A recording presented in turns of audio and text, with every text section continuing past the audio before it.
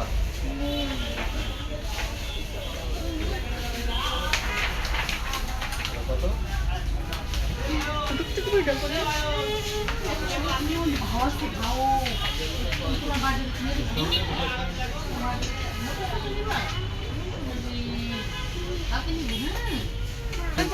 এটা সত্যি কথা বলতে আমি সেটা বলতে আপনার যদি না এটা এখন এটা আপনি লাগানোর পর যখন দেখবেন যদি দেখেন যে শর্ট তখন এটা আশা করি হয়ে যাওয়ার কথা।